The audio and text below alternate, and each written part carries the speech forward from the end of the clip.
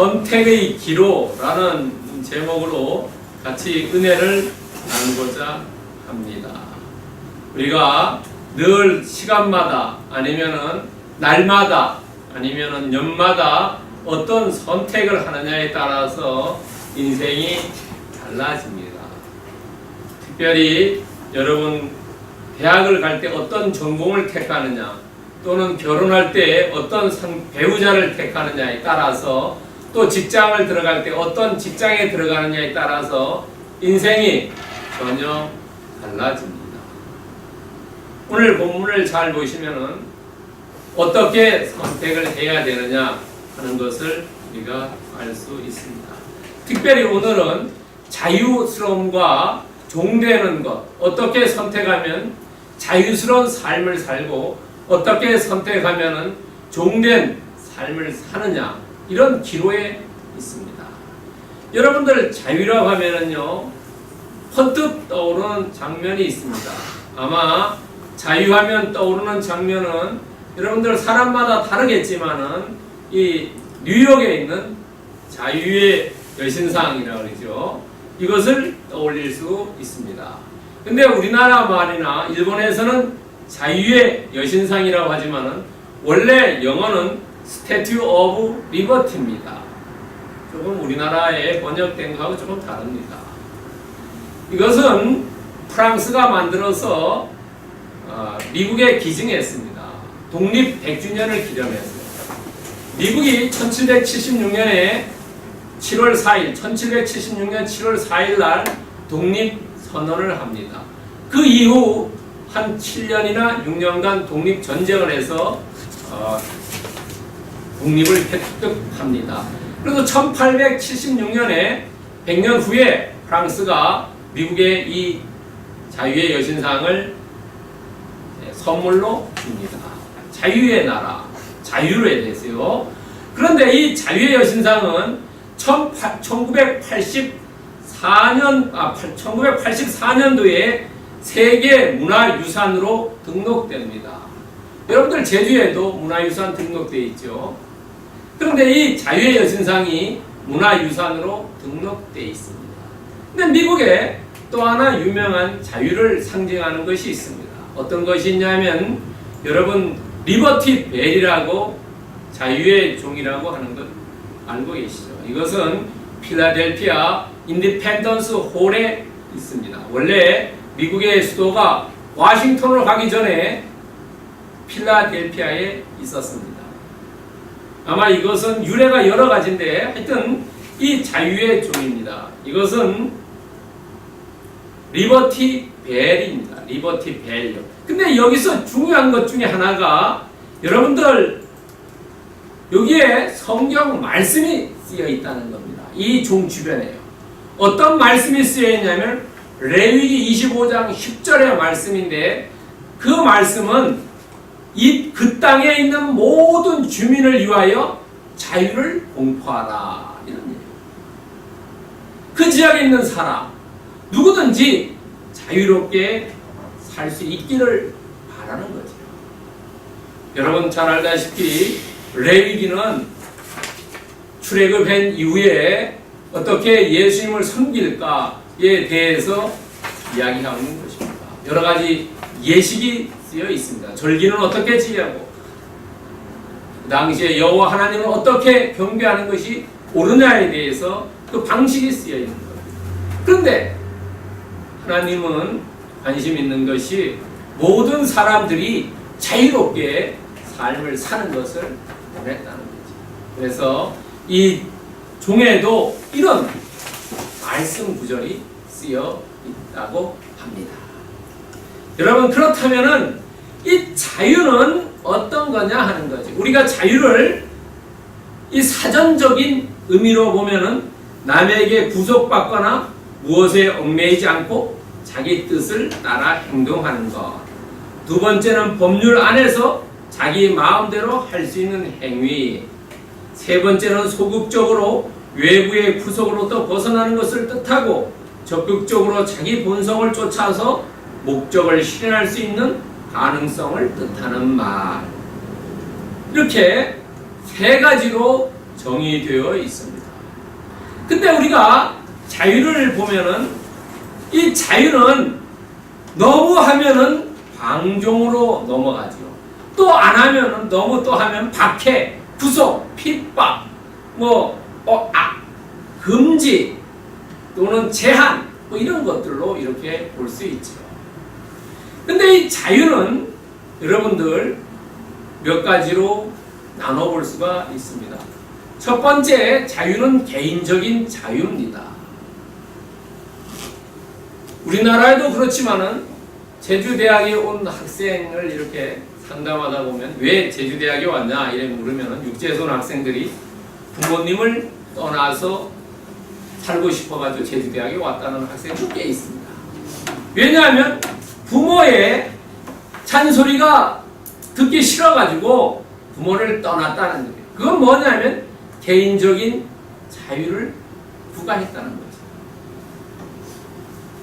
자, 두 번째는 어떤 자유냐면 육체적인 자유입니다. 여러분, 육체적인 자유는 만약에 잘못을 해서 교도소에 간다든가 아니면 잘못을 해서 오늘 텔레비 1시간밖에 보지 못한다게 한다든가 하는 것들은 어떤 겁니까? 육체적인 자유지. 금하게 되어 있는 거예요. 여러분, 그 다음에 또 어떤 자유가 있냐면 사회적인 자유가 있습니다. 우리가 언론의 자유라든지 출판의 자유라든지 결사 집회의 자유라든지 사회적인 자유. 또 여러분들 움츠릴 때도 있죠. 우리나라에서는 그렇지 않습니다만 미국에 가서 보면 마트에 갔는데 전부 자기 혼자만 모습이 있고 다른 사람이 전부 다른 모습이 있을 때 움츠려들죠. 자유가 제한받아. 또 본인은 여기 교회에도 그렇죠. 계속 나오신 분들은 자유스럽게 행동하는데 처음 나왔다든가 아니면 다른 교회에서 처음 오시면은 어떻게 해야 될지 모르는 거죠. 그런 것들은 사회적인 자유가 제한받는 거죠. 아니면 어디 회원만 오라든가 이런 것들이죠. 또 하나는 어떤 것들이 있습니까? 사회적인 자유 때문에 여러분들 특별히 우리나라는 체면을 중요시하죠. 관원 상제 같은 거 할 때요. 결혼식도 미니멀 결혼 웨딩 서레머니를 하고 싶은데 체면 때문에 막 큰 호텔에 해가지고 빚을 지고 이러는 게 있죠. 왜냐하면 자기 사회적인 체면 때문에 자기 자유를 억압시키는 거예요. 평판 때문에 자기 자유를 억압시키는 거예요. 그 다음에 마지막에 어떤 자유가 있냐면 영적인 자유가 있어요. 영적인 자유는 세상 사람들이 말하는 양심의 자유라고도 볼 수 있어요. 영적인 자유라는 것은 마음의 평안을 얻는 것을 이야기합니다. 오늘 예수님은 영적인 자유를 주시기 위해 오셨고 오늘 본문에서 말씀하고 있습니다. 여러분, 우리가 잘 아는 요한복음 8장 32절에 진리를 알지니 진리가 너희를 자유롭게 하리라. 진리가 뭐냐 하는 것이었어요. 영어 성경 보면 truth라고 써 있는데 여기서 진리는 예수님을 가리킵니다. 너희들이 예수님을 알지니 예수님이 너희를 자유롭게 해주신다. 우리를 자유롭게 해주시는 분은 예수님이에요. 어떤 것도 우리를 자유롭게 해줄 수가 없다는 거예요. 여러분 마음속에 자유가 없다면은 예수님을 100% 신뢰하지 않는 겁니다.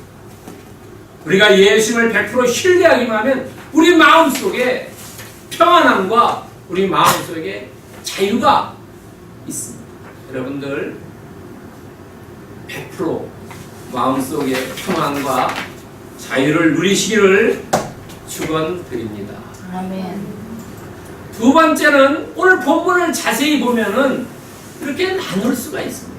어떻게 나눌 수 있냐면요.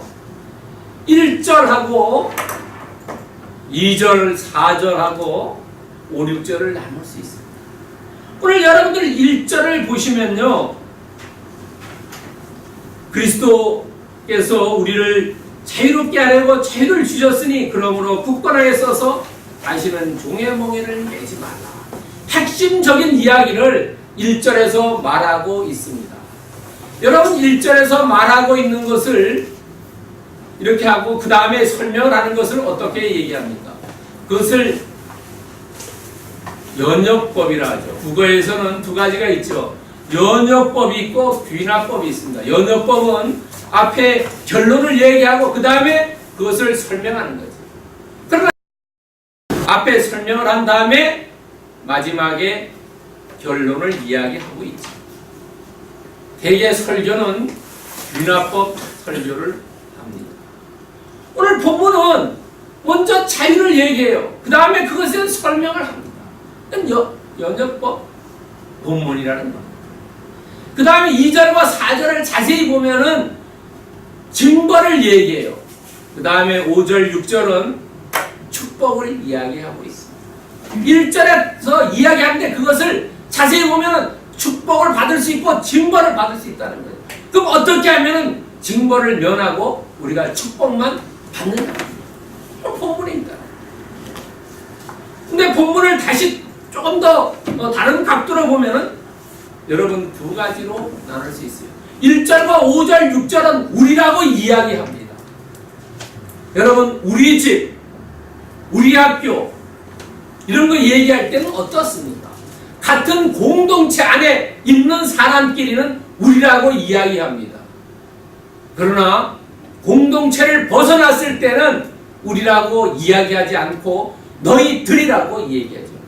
영어로 you라고 얘기하죠. we와 you가 다른 겁니다. 내가 공동체에 들어있으면은 우리 집, 우리 교회, 우리 학교, 우리 회사라고 얘기하지만 내가 공동체에 들어있지 않으면 그 회사, 그 학교, 그 집, 그 교회라고 이야기.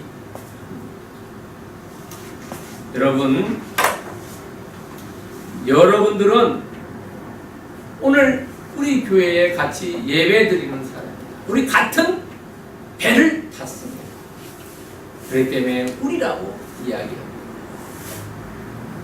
여러분 또 이 우리와 너희라고 얘기했을 때 첫 번째 우리라고 얘기하고 그 다음에 이 4절에서 너희라고 얘기하고 5, 6절에서 우리라고 얘기합니다. 왜냐하면 바울이 이 갈라디아 사람들을 설득을 할 때 가장 좋은 방법으로 이야기했다는 겁니다.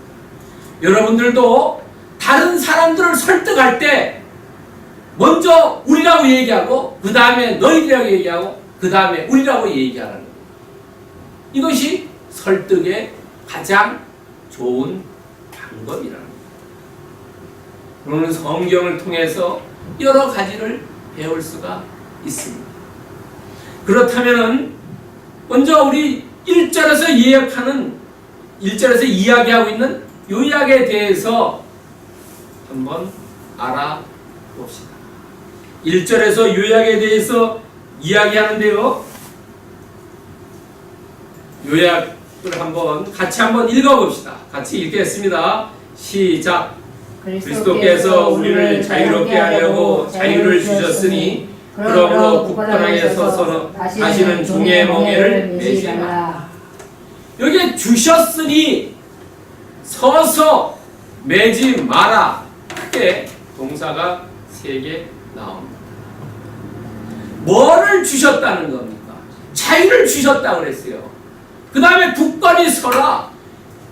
종의 멍에를 매지 마라. 앞에 주셨다와 뒤에 굳건히 서라. 매지 마라. 문장이 조금 다릅니다. 앞에는 직설법으로 이야기했습니다. 주셨다라고 얘기했습니다. 그 다음에 두 번째 문장에서는 2개의 명령형이 나옵니다. 굳게 서라. 그 다음에 매지 마라.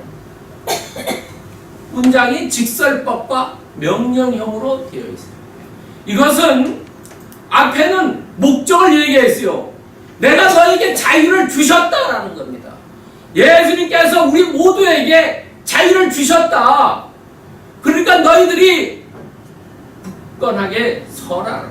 어디에 쓰냐? 말씀에 굳건하게 서라. 호소하는 거예요. 굳건하게 서고 말씀에 굳건하게 서면 종의 멍에를 매지 말라는 거예요. 자유를 줬고 그 다음에 호소하고 있어요. 우리가 이렇게 하라고 예수님께서 설득하고 있어요. 그러고 보니까 세 번째는 뭐냐면 자유를 주셨다라고 이야기하는 것은 어둠과 너희들이 굳건하게 서서 종의 멍에를 매지 말아라는 것은 잘못하면은 이름을 대해서 얘기해요. 얻는 것과 잃어버리는 것, 이것에 대해서 오늘 1절이 이야기하고 있다. 1절. 얻는 것이 있으면 잃는 것이죠. give and take도 얘기하죠. 이거는 어버테이는 루즈죠. 잃는 것과 얻는. 여러분, 우리가 우리 안에 있는 믿음도 주님이 우리에게 주셨지만 우리가 제대로 하지 않으면 잃어버린다는 거죠. 여러분, 실력도 열심히 책을 읽고 공부를 하면 실력이 늘지만은 책을 멀리 하면은 알던 것도 다 잊어버린다. 방학 때, 방학 전에 책 보던 거 했다가 개학 때 오면 이거 알았는지 몰랐는지 새롭지 않습니다. 한 달 동안 놀다, 2달 동안 놀다 보니까 어둠과 이름이 있다. 그래서 예수님께서 우리에게 이야기하고 있습니다. 종의 멍에를 매지 말아라고 했는데 예수님께서는 우리에게 이렇게 말씀하고 계십니다. 마태복음 7장 30절에 내 멍에는 쉽고 내 짐은 가볍다. 율법을 쫓아가면 그것은 너무나 어려운데 여러분들이 나를 따라오면 가볍고 이지와 라이트 쉽고 가볍다.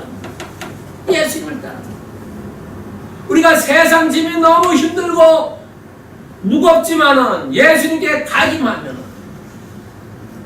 예수님의 짐은 예수님이 대신 져줍니다. 쉽고 가볍게. 이것을 1절에서 얘기하고 있습니다. 우리에게 자유 줬는데 이 자유를 정말로 다른 거 바꾸지 말라는 거예요. 율법과 바꾸면 얼마나 힘듭니까? 자유는 너무너무 가볍다는 거예요. 그런데 어떤 것들을 해야 된다고 자꾸 이야기할 때 그것은 규칙을 지키고 명령을 지키고 율법을 지키고 규례를 지키라는 것이 얼마나 힘듭니까? 예수님을 쫓아가야 됩니다. 우리가 갈 것은 예수님을 쫓는 그 길밖에 없다는 거예요. 두 번째는 징벌에 대해서 이야기하고 있습니다. 2절과 4절. 여러분 2절과 4절에 보면은 특별히 2절에 보면은 너희가 만일 할례를 받으면 이렇게 얘기합니다. 할례를 받으면 하고 2절과 3절과 4절에서 할례를 받으면 유익이 없고 의무를 지켜야 되고 그 다음에 끊어짐이 있고 떨어짐이 있다는 거죠. 그리스도로부터 할례를 받으면 너희들이 그리스도 유익이 없다. 유익이 없다는 것은 무익하다는 거죠. 너희들이 의무를 지켜야 되고 그리스도로부터 끊어지고 떨어짐을 당한다는 거죠. 그런데 성경을 보면은 할례는 언제 나타나냐 하면은 창세기 17장 10절에 나타납니다. 17장 10절. 그런데 이 할례를 하기 전에 창세기 15장 6절에 보면은 믿음으로 의롭게 됐다. 아브라함이 그때 여호와 하나님을 믿어가지고 의롭게 된 의롭이 먼저고 그 다음에 할례 받았다. 순서가 다 두서가 본말이 전도되는 거, 두서가 경도되면 안 됩니다. 할례가 나중에. 오늘 여기서 이 사도 바울이 얘기하는 거예요. 너희들은 그 필요 없다는 거예요. 할례 받을 필요. 예수님을 오셨기 때문에. 왜냐하면 믿음으로써 의롭게 된다는 거죠. 할례를 받음으로써 의롭게 되는 게 아니라 믿음으로써 의롭게 된다. 왜냐하면 아브라함도 먼저 의롭게 된 이후에 할례를 받았다.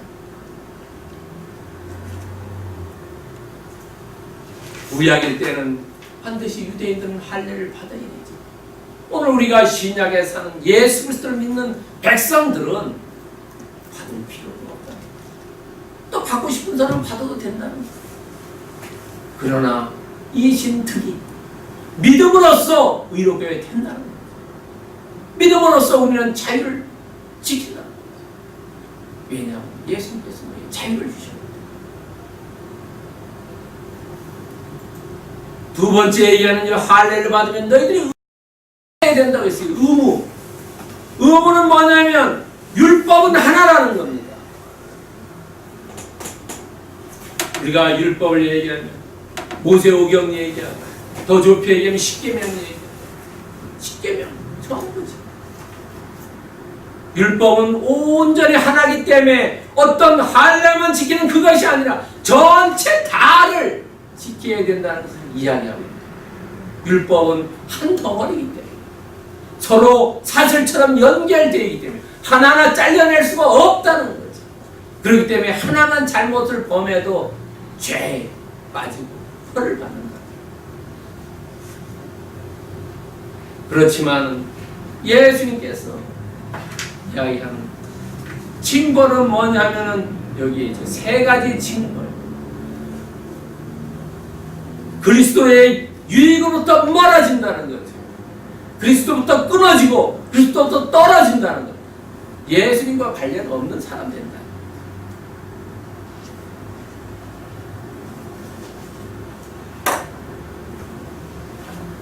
예수님과 우리는 관련이 있으려고 예수님의 말씀을 순종해요. 예수님 말씀에 어떤 것을 더하면은 안 된다는 거예요. 이 당시에 사이비 교역자들이 갈라디아에 와가지고 야 믿음으로써 구원받는 건 맞는 일이다. 그러나 거기에 플러스 알파가 있어야 된다는 거예요. 플러스 알파가 뭐냐면 바로 율법을 지켜야 돼요. 그러나 예수님께서는 율법은 지키지 않아도 된다고 얘기하고 있습니다. 율법을 지키면 그것은 나에게 끊어지고 너희들 나와 상관이 없다는 거죠. 가지가 나무에서 떨어지면 어떻습니까? 끊어지면 아궁이에 넣어서 불태워서 빠르는 것밖에 없어요. 여러분 봄철이 이제 왔습니다. 봄이 오면은 과일나무 전부 정전하지요. 나 필요 없는 가지 잘라버려요. 그거 잘라서 어떻게 합니까? 불태워버린다는 거죠. 가지가 나무에 붙어 있어야 된다는 거죠. 우리는 크리스찬으로서 예수 그리스도에 붙어 있어야 된다는 거죠. 붙어 있지 않으면 우리도 봄철에 과수원에 나무 잘라듯이 자르켜가지고 불살라 버린다. 여기서 오늘 얘기하고 있어요. 너희들이 복음에 플러스 알파 하면은 나와 끊어졌고 떨어졌고 무익하다. 왜냐하면 예수님께서 요한복음 19장 30절에서 말씀하고 계세요. 마지막 십자가에 돌아가시면서 이야기하셨어요. 내가 다 이루었다. 예수님께서 완성하셨다는 거예요. 우리는 예수님께서 완성해준 이거에 플러스 알파 하면은 안 된다는 거예요.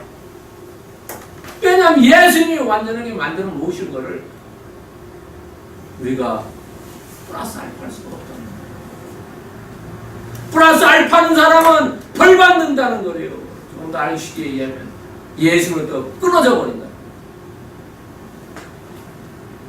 여러분들 조그만 아기를 양육할 때 애를 부모로부터 떠나면 어떻게 했습니까?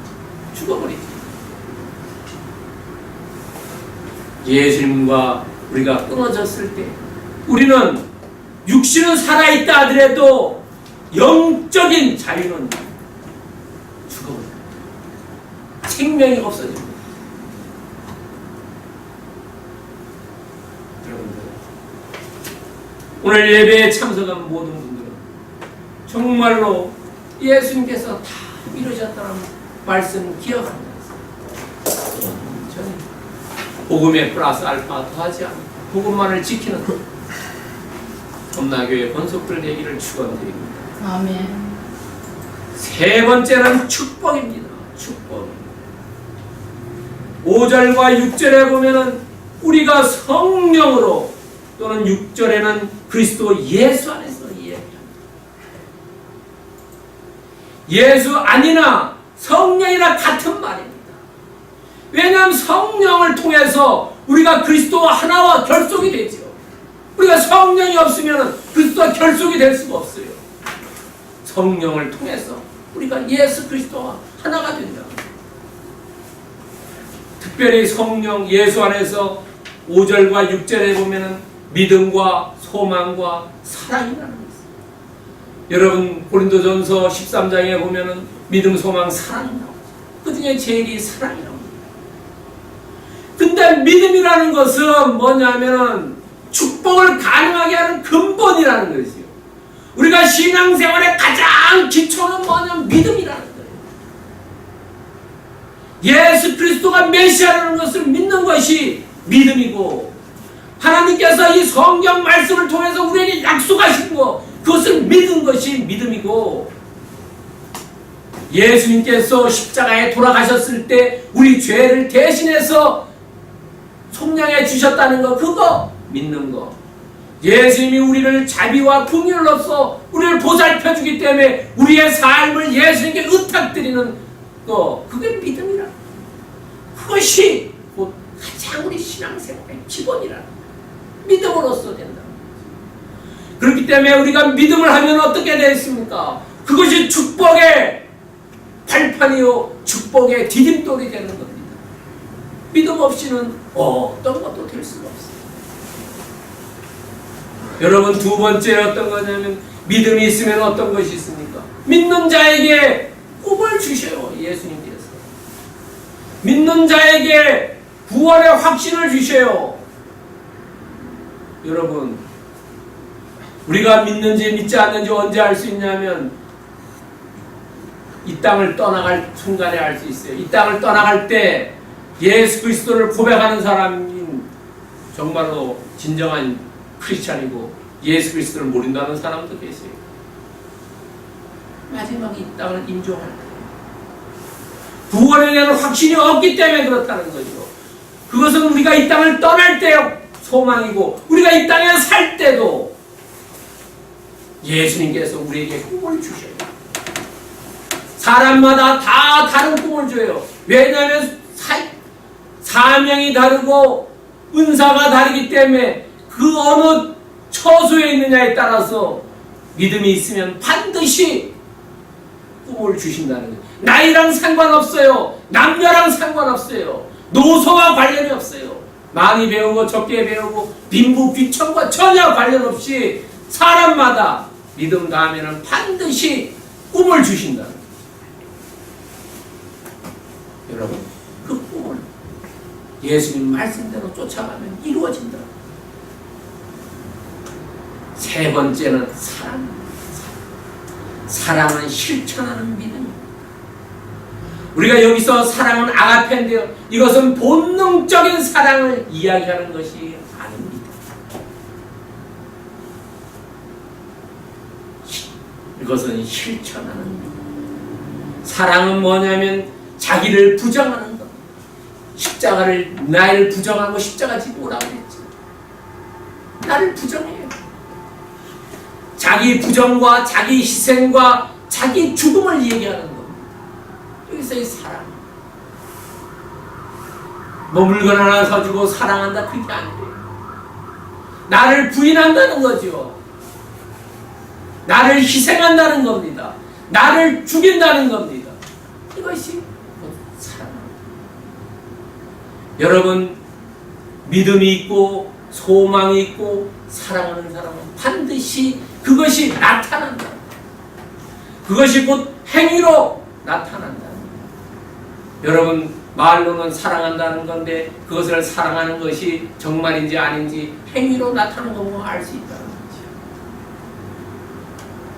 여러분, 야고보서 2장 18절 하반절에 보면은 나는 행함으로 내 믿음을 너에게 보이리라. 여러분, 예수를 사랑하게 되면 예수를 위해서 무엇을 하고 싶은 마음이 생긴다. 사랑하는 사람이 생기면 그 사람을 위해서 내가 무엇을 하고 싶은 마음이 생긴다는 거죠. 자녀가 많은 사람들이 훨씬 더 일을 열심히 해요. 왜냐? 자녀들을 밥을 먹이기 위해서도. 자녀가 없는 사람 보면 일을 별로 잘 안 해요. 내가 이 땅에 열심히 내 혼자 살고 재미있게 살다 가면 되겠지. 열심히 일하는 거예요. 자녀가 많은 사람들이 더 열심히 일한다는 거죠. 자녀들 7명, 8명을 먹여 살리기 위해서 열심히 해요. 사랑하기 때문에. 여러분, 사랑이 나타난 것이 행위라는 거죠. 야고보 사도가 얘기합니다. 행함으로 내 믿음을 내게 보이라는 거예요. 너희들이 말로만 나를 사랑한다고 하는데 정말로 보여주라는 거예요. 섬나교 예배 공동체 건설 강마도 예수님 말씀하십니다. 야고보 사도가 오늘 기록해놨는데 행함으로 주님에 대한 사랑을 고백하는 분들 되시기를 축원드립니다. 그렇다면 오늘 핵심 메시지는 뭐냐? 핵심 메시지는 자유를 선포한다. 1절에 보면은 그리스도께서 우리를 자유라고 주셨다 그랬어요. 그 주셨는데 그 자유를 정말로 말씀의 굳건에 서서 종의 몽에를 매지 않으면은 너희들이 축복을 받는데, 믿음, 소망, 사랑에 대한 축복을 받는데, 너희들이 그렇지 않고 가면은 징벌을 받는다. 자유를 줬는데 그걸 선용해야 된다는 거예요. 우리는 하나님이 인간을 창조할 때 뭘 모토로 창조하지 않았어요? 우리에게 자유를 주셨어요. 그런데 그 자유를 잘못 사용하지 않아요. 악용하지 말고 선용하라는 거죠. 여러분, 예수님이 오셨을 때 마가복음 2장 27절에 보면은 또 이르시되 안식일이 사람을 위하여 있는 것이요 사람이 안식일을 위하여 있는 것이 아니다. 여기서 안식일은 10계명에 4계명에 나옵니다. 다시 말하면 율법이 사람을 위해 있는 거지 사람이 율법을 위해 있는 게 아니라는 거죠. 우리는 우리에게 예수님이 자유를 주셨습니다. 우리 그러니까 자유를 누릴 필요가 있다는 거죠. 그 자유를 못 누리고 율법에 얽매여 있으면 너희들이 종이라는 거예요. 자유를 누려라. 그리고 축복받는 거예요. 축복을 주셨는데 그 축복을 누리지 못하면 너희들이 벌받는 그런 삶을 사는 거예요. 그렇다면 우리는 이 받은 자유를 선용해야 되는데 어떻게 하면 되느냐 하는 거예요. 여러분, 말씀에 굳게 서야 됩니다. 알지 못하는 사람들이 얘기하면 반란기에 대해서 이리 쫓아가고 저리 쫓아가지 말라는 거죠. 오로지 말씀에 굳게 뿌리박고 반석 위에 서 있으면 흔들리지 않는다. 우리가 늘 항상 그래요. 때로는 폭풍이 몰아칠 때도 있습니다. 그럴 때는 우산을 써야 되겠죠. 풀들이 뽑히지 않는 풀들을 자세히 보세요. 폭풍이 몰아칠 때는 납자가 엎드려 있습니다. 그러다가 폭풍이 지나간다면서. 여기서는 늘 평상을 얘기해. 폭풍이 올 때도 물론 이야기하지만 늘 우리가 평상시에 말씀에 뿌리 박아야지 흔들리지 않는다는 거죠. 말씀에 굳게 서라는 거죠. 두 번째는 뭐냐면 말씀 위에는 배격하라는 거예요. 너희들이 종되는 것이 왜 종되는? 율법 때문에 종된다는 거죠. 내가 다 이루었는데 너희들이 거기에 플러스 알파이기 때문에 너희들이 종된다는 거예요. 성경 말씀 이외에는 다 배격하래. 다 없애야 됩니다. 오로지 우리의 기준은 예수 그리스도가 우리에게 주신 이 말씀, 이거 외에는 다 버려요. 여러분, 이단과 사이비와 정통을 구분하는 것은 성경 이외의 경전 가지고 얘기하는 데는 전부 사이비입니다. 전부 이단이고요. 세 번째는 주 안에서 믿음, 소망, 사랑의 삶을 살자. 주 안에서, 우리는 성령 안에서, 주 안에서 삶을 살자.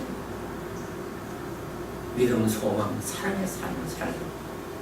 정말로 우리가 믿음 잃어버리지 말고 그 믿음에서 소망을 가지고 구원의 소망을 가지고 그 다음에 행동하는 사랑으로서 이웃사랑, 주님 사랑을 하잖아요. 그런 삶을 살아라. 여러분, 베드로전서 2장 16절에 보면 우리 성경하고 조금 다릅니다. 알기 쉽게 쓰여 있습니다. 현대인 성경입니다. 같이 한번 읽겠습니다. 여러분은 불법에서 해방된 자유인답게 생활하십시오. 그러나 자유를 악용하지 말고 오직 하나님을 섬기는 데 사용하십시오.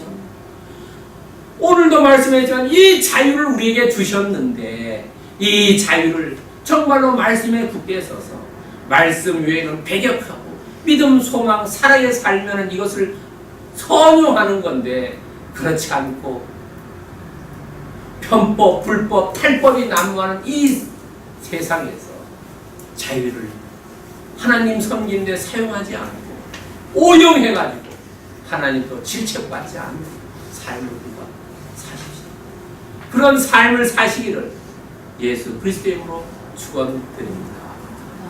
기도하겠습니다. 사랑하는 하나님 감사합니다. 하나님 아버지, 오늘 말씀을 통해서 귀한 깨달음을 주시니 감사합니다.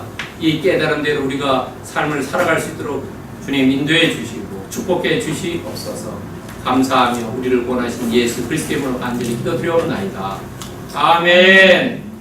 찬송가 488장 찬양 드리면서 준비한 내용을 하나님께 동원하겠습니다. 488장